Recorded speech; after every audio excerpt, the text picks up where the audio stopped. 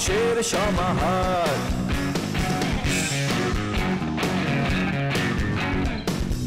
ভেতর আর বাহিরে চলছে উৎসব অপেক্ষার। এই শহরের হাজারো বাড়ির মতো নিয়ে হাসি কান্নার গল্প যত। এই শহরের হাজারো বাড়ির মতো নিয়ে হাসি কান্নার গল্প যত। প্রতিবার এখানে বেজে যায় calling bell, calling bell, calling bell, calling bell, calling bell.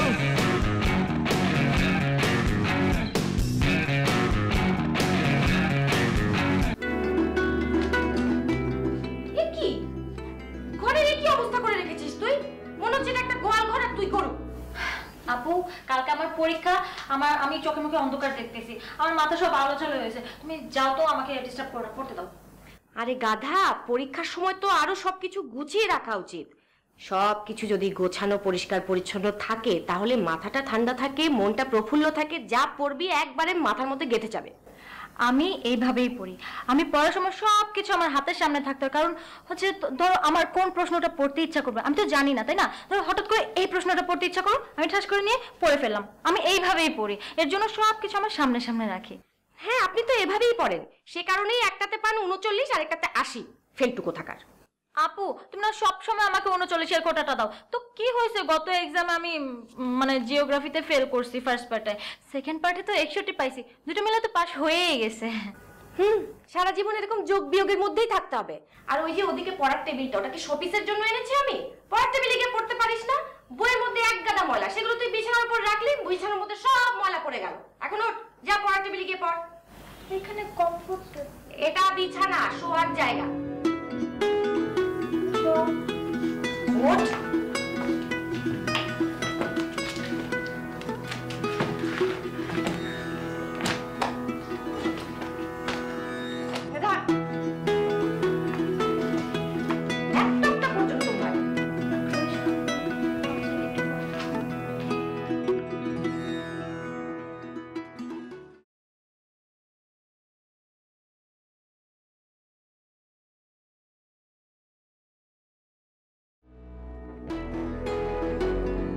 বিছানাকে ঠিক করবে।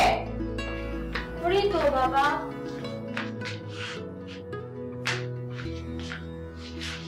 বালিশ ঠিক কর। পারি না। পারতে হবে না? কদিন পরে বিয়ে হবে, তখন কে করে দিবে এসব? কাজের লোক তো কোনো পাওয়া যায় না।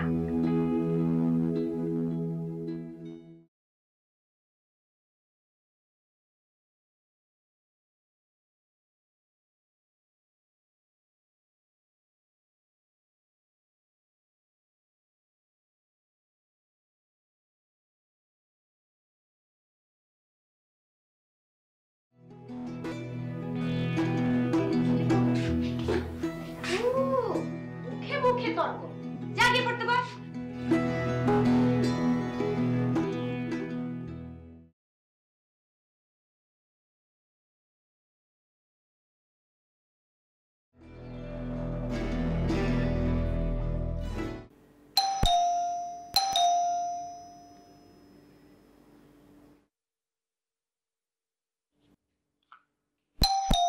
খুলি।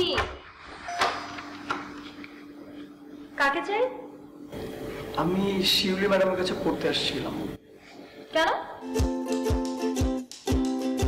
ম্যাডাম বলছিল আমাকে ম্যাডামের কাছে টিউশন নিতে। কোন ক্লাসে পড়ো তুমি? আমি ক্লাস 10-এ পড়ি। 10-এ? তুমি যদি আর 2-1 বছর সিনিয়র হইতে না। মানে? মানে হচ্ছে তুমি যদি আর 2-1 বছর সিনিয়র হইতা তাহলে তোমার সাথে একটা চান্স নেওয়া যেত। কিসের চান্স? আচ্ছা যাই হোক, তোমার নাম কি? আমি নীল। মানে? আমার নাম নীল। এরকম নাম হলো? তোমার নাম হওয়া দরকার ছিল লালটু। মানে কত কিউট তুমি, গোলু মোলু, কত টমেটোর মতো গাল দুইটা তোমার। ভিতরে আসতে পারি? আসে আসে।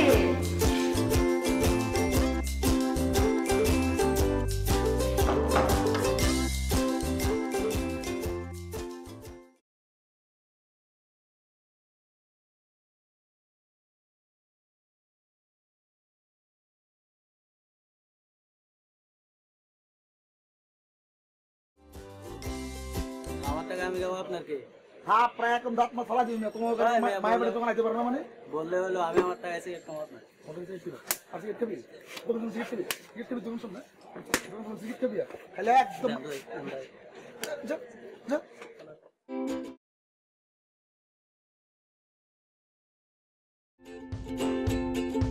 কি বন্ধু ম্যাডামের পায়ে তো আমারও ভুলে গেল তুমি। ভালো ম্যাডাম থ্যাঙ্কস মামা তুই তাই না? খুব ভালো ম্যাডাম। পড়াশোনা কেমন চলে? ভালো ম্যাডাম ভালো পড়ে। চা নাস্তা দিতেছে ঠিকঠাক? হ্যাঁ ম্যাডাম নিজে হাতে চা বানায় দেয়। তারপর এক্সট্রা কারিকুলাম কি, এক্সট্রা কি করো এগুলো বলো আমার। এক্সট্রা কারিকুলাম কিছু না ম্যাডাম, খালি একটা প্রেমের কবিতা দিছে, বই দিছে, ওই বই পুরোটা শুদ্ধ উচ্চারণ করে ম্যাডামরা শোনাইতো। বাহ, তুই এক কাজ করবি, ওই প্রেমের কবিতা সব তো মুখস্থ করবি, আশেপাশে যেসব বই আছে সবগুলো মুখস্থ করে ফেলবি, বুঝছো স্যার? আচ্ছা ম্যাডামের বাসায় আর কে আছে রে? আছে ম্যাডাম, একটা ছোট বোন আছে, আমার সাথে ফ্লার্ট করে ভালোই, কিন্তু লাভ নেই মামা, আমগো থেকে 1 বছর সিনিয়র, তুমি চিন্তাও করো না এগুলো। আমগো থেকে 1 বছর সিনিয়র মানে কি? আমি কি জুনিয়র নাকি বেটা? আমিও তো সিনিয়র। আর তোর সাথে ফ্লার্ট করো মানে তুই কি একা পারবি ওইখানে সামলাইতে? তুই একা দুইজনের কি করতে পারবি না, সামলাইতে পারবি না। আজকে থেকে আমিও যাবো, তুই তো খালি সিঙ্গেল নিবি, 1-2 রান আমি 4 চক্কা মারা বিছাই দেবো। অনেক কাজ আছে, পড়াশোনা করে ম্যাডামের কাছে যাবো। যাই করো ম্যাডাম নিয়ে রাখা যাবে।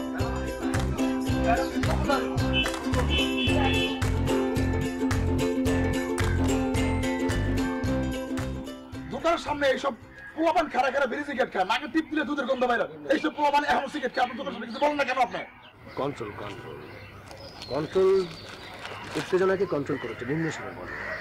দেখো, কোথায় সিগারেটটা খাচ্ছে, কোথায় দাঁড়িয়ে ধূমপানটা করছে, সেটা গুরুত্বপূর্ণ বিষয় না, অবস্থানটা জরুরি না। জরুরি হচ্ছে ধূমপানটা স্বাস্থ্যের জন্য ক্ষতিকর। দোকানের সামনে ধূমপান করছিল বলে তুমি তাকে আঘাত করেছো, এটা অন্যায় করেছো। তাদেরকে বোঝানো উচিত ছিল যে দেখো, ধূমপানটা করো না, এটা ফুসফুসের জন্য ক্ষতিকর, হৃদযন্ত্রের জন্য ক্ষতিকর, মস্তিষ্কের জন্য ক্ষতিকর। ক্ষতি অরোগ মানে যা মনে তারও ক্ষতি তো হইতেছে আমাকে ব্যবসা, আপনার ক্ষতি হইতেছে, তুমি মানবো না। তুমি এত উচ্চস্বরে কথা বলছো, উচ্চস্বরে কথা বললে পরিবেশে যতটা ক্ষতি করে তার চেয়ে বেশি ক্ষতিগ্রস্ত করছে তোমাকে নিজেকে। এটার জন্য যে কোনো মুহূর্তে তোমার মস্তিষ্কে রক্তক্ষরণ হয়ে তুমি বিছানায় পড়ে যেতে পারো, যাকে বলে ব্রেন স্ট্রোক। স্ট্রোক আমি এখনই করতেছি, স্ট্রোক আমি এখনই করতেছি, ওর জন্য কি আমি কোনো বেচাকেনা হইতে পারতেছে? কন্ট্রোল, উত্তেজনাকে কন্ট্রোল করো। তুমি যেভাবে নিজের গায়ে আঘাত করছো, তোমার হৃদযন্ত্রের ক্রিয়া বন্ধ হয়ে তুমি যে কোনো মুহূর্তে পড়ে যেতে পারো। আর যদি সেটা হয়, সেটা তুমি যতটা ক্ষতিগ্রস্ত হচ্ছ তার চেয়ে বেশি ক্ষতিগ্রস্ত করবে তোমার পরিবারকে, তোমার সমাজকে, তোমার জাতিকে, একটি রাষ্ট্রকে। সো নিজেকে একটু কন্ট্রোল করো, উত্তেজনাকে একটু কন্ট্রোল। আপনি ওগুলি আর কন্ট্রোল করেন, তাহলে দেখবেন যে আমার ব্রেন কন্ট্রোল হয়ে গেছে। ওর আনকন্ট্রোল আছে বলে আমি তো নিজের কন্ট্রোল করতে পারতেছি না। ওগো আপনি ঠিক মতো কন্ট্রোলটা করেন, আমি কন্ট্রোল হয়ে যাবো। তুমি আসো, তোমার আসলে সবকিছুকে কন্ট্রোল করার জন্য মাইন্ড কন্ট্রোল করে একটা কথা আছে, যেটা নিজেকে কন্ট্রোল রাখে, নিজেকে সক্রিয় রাখার জন্য, নিজেকে সুস্থ রাখার জন্য। তুমি এগুলো ছেঁচড়িয়ে হাঁটছো, ছেঁচড়িয়ে হাঁটলে যেটা হচ্ছে, তোমার জুতাটা ক্ষয় হচ্ছে, একটা ক্ষতি। ছেঁচড়ানো শব্দে দাঁত শিরশির করছে, আরেকটা ক্ষতি। তারপর সাথে ধুলো উঠছে, সেটা আরেকটা ক্ষতি। এতগুলো ক্ষতি তুমি একটা মানুষ যদি করে, প্রতিটি মানুষ, এই 16 কোটি মানুষ যদি এই কাজটি করে, তাহলে কতগুলো মানুষ ক্ষতিগ্রস্ত হবে। একটা মানুষ রাস্তাতে হাইট খাই দেবে আর কেউ টের পাবে না যে মানুষ হারিয়ে যাচ্ছে, তাহলে দরকারটা কি হাঁটার? মানুষকে টের পেতে হবে তোমার হাঁটা চলবে। তুমি তোমার নিজের গতিতে হাঁটবে, যেতে নিজে বোঝার চেষ্টা করবে। চলো ওদিকে আসুন, দেখছেন অবস্থাটা, বেচাকেনা একদম খালি। দেখো, কখনো বেচাকেনা হবে, কখনো বেচাকেনা হবে, এটা হচ্ছে মানুষ সবসময় তো মানুষের কঠিন পরিস্থিতি। এই দেখো গাড়িতে আসছে, ঘুরে বাড়ি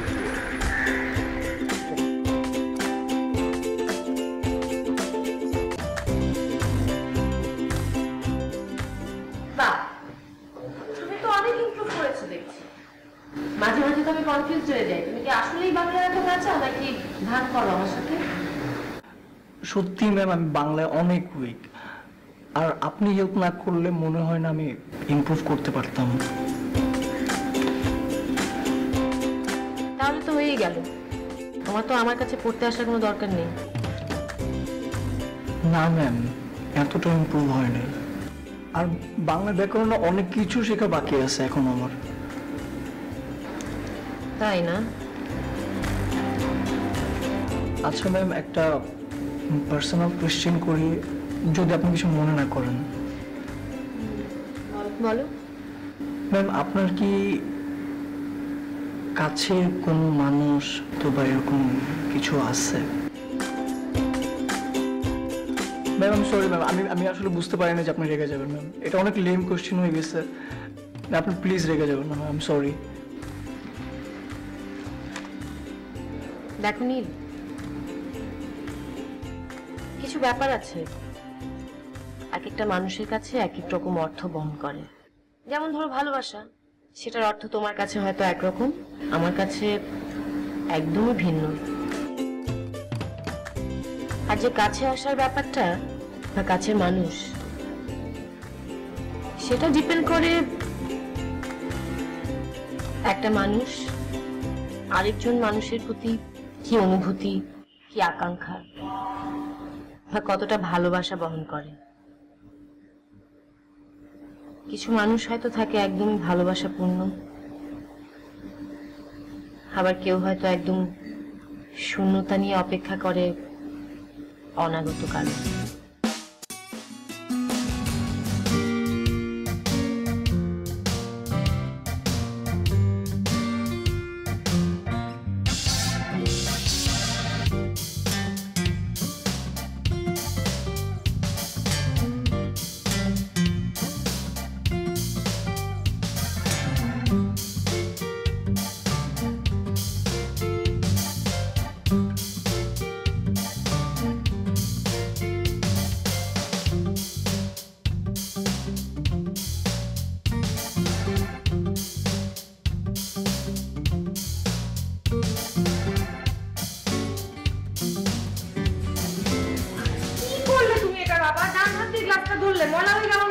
সরি সরি সরি,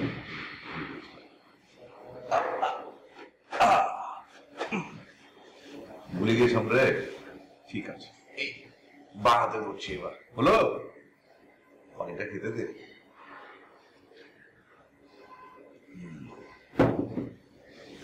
ডালটা যা মজা হয়েছে না আজকে, চূড়ান্ত। বাবা, এভাবে শব্দ করে ডাল খেলে কেমন শোনায়? একদম ঠিক কথা বলেছিস। বস্তুতপক্ষে পৃথিবীর তাবৎ প্রাণীর মধ্যে ইতর প্রাণীরাই শুধুমাত্র জলজ খাবার যখন পান করে তখন শব্দ করে পান করে। ব্যতিক্রম হচ্ছে এই মানুষ। এই জন্যই মানুষ সৃষ্টির সেরা, কারণ তারা জল যখন পান করে আওয়াজ করে না। আরেকটা ব্যতিক্রম হলো এই ডালের ক্ষেত্রে, কারণ বাঙালি যদি ডাল আওয়াজ তুলে না খায় তাহলে ডালের মজাই পাওয়া যায় না। বাটি দিয়ে রেখেছি, তুমি এখান থেকে নিয়ে খেলেও তো পারো। আমি তো বাটি থেকে নিয়েই খাচ্ছি। খেতে হবে বাঙালি খায়, কারণ খাবারটা তো বাঙালি। ভালো কথা। পারভেজ কি খেতে আসছিল দুপুরে? না, ও কখন আসে কখন যায় তার কোনো ঠিক ঠিকানা নেই। এটা কেমন কথা? ওকে ক্লাস করেন না? ক্লাস? ওকে তো আমি কখনো বইয়ের ধারে কাছেই আসতে দেখি না। না না না না, তাহলে সে সারাটা দিন করে কি? তা আমি কি করে বলবো? সেই সকালবেলা যায়, রাতের বেলা আসে। কখনো যদি ইচ্ছে হয় ওনার, এসে ভাত খেয়ে যান, নাহলে আসে না। না, খুবই খারাপ কথা। এটা তো মেনে নেওয়া যায় না। ঠিক আছে, আমি ওর সাথে কথা বলবো। তুমি বলবে কথা? তুমি ওর বাবা না বন্ধু তাই তো বুঝি না। কোথায় ও তোমাকে সালাম দেবে, তুমি ওকে সালাম দিচ্ছ। আমার ছোট ছেলে মামারা যাওয়ার পর থেকে সে অতটুকুন থেকে তো সে, ওকে আমি কিভাবে বকারি বল? ওকে এই জন্য আমি একটু বেশি আদর করি, এতে তোরা কিছু মনে করিস না। আর বুঝিয়ে বলতে হয়, বকতে হয়, তোরা তুই একটু বকে ওকে বুঝিয়ে দে না। আমি ওকে বকবো? আর বকা দেওয়া আর বুঝিয়ে বলা একসাথে করা যায় না বাবা। আর ওর সাথে কথা বললে আমার রাগ লাগে। চ্যাটান চ্যাটান কথার উত্তর দেয়, আমি ওর সাথে কথা বলতে পারবো না। আমি বলবো। আবার হাত চাবাচ্ছ। কতবার বলেছি ফার্মের মুরগির হাত চাবানো ঠিক না। দাও, তোমার খেতে হবে না, রাখো এটা। মুখের খাবার কেড়ে নিবি তুই? তুই কেমন মানুষ?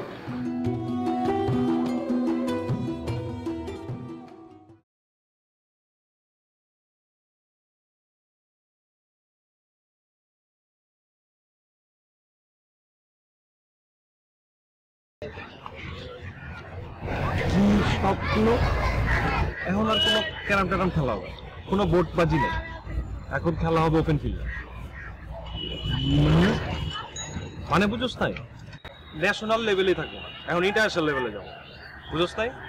তুই এতদিন ছিলি ছাইছে পাগো, এখন তোর আমি নিয়ে যাবো লাইম লাইটে, বুঝছস? ব্লাড লাইট, ব্লাড লাইট, বলে বলে বাজি হইব। তুই খালি ইশারা দিবি, আমি ধরুন বাজি। বড় বড় সিন্ডিকেটরা কি করে, আমরা ওইরকম বাজি খেলো। এখন হইব ইসাক পাবেল সিন্ডিকেট। তুই কোনো কথা কবি না, তুই খালি ইশারা দিবি। তুই তো আমার পল। কি পল? পল বুঝোস তাই? পলের ছিল 8 হাত পা, তোর হলো 4 হাত পা। তোর হাতে কামে লাগালি, কোনো সমস্যা নেই।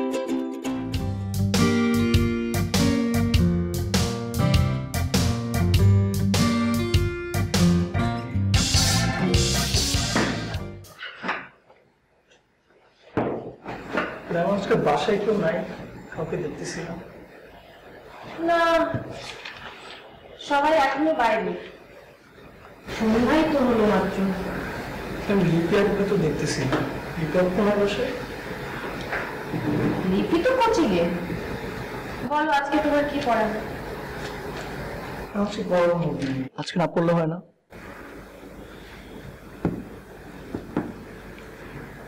খুব আবদার হচ্ছে তাই না? এখন তো একটু আবদার খাটাতেই পারি, আর এখন তো সাহসও বেড়ে গেছে।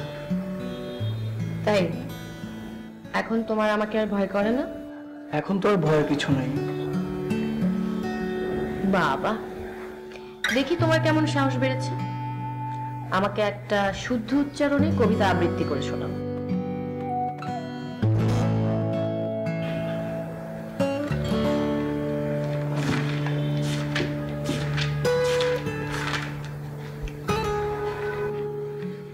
জীবনানন্দ দাশ, আকাশ লীনা।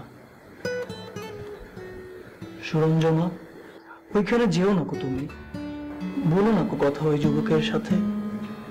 ফিরে এসো হৃদয়ে আমার, নক্ষত্রের আগুন ঝরাতে। ফিরে এসো এই মাঠে ঢেউয়ে, ফিরে এসো হৃদয়ে আমার। ফিরে এসো। দাও। আর ফিলটা কোথায়? এখানে কবি কি বলছে? যে মেয়েটিকে সে ভালোবাসে, সে আরেক যুবকের সাথে কথা বলছে, চলে যাচ্ছে, তার যে ক্ষোভ, রাগ, অভিমান, হিংসা, সেগুলো কোথায়? সুরঞ্জনা, ওইখানে যেও না কো তুমি, বলো না কো কথা ওই যুবকের সাথে। ফিরে এসো সুরঞ্জনা, নক্ষত্রের রূপালী আগুন ভরা রাতে। ফিরে এসো এই মাঠে ঢেউয়ে, ফিরে এসো হৃদয়ে আমার। দূর থেকে দূরে, আরো দূরে, যুবকের সাথে তুমি যেও না কো আর। আকুতিটা এসেছে, বোঝা গেছে?